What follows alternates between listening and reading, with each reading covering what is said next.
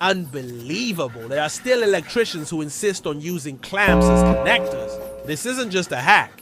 It's practically asking for the installation to become a problem.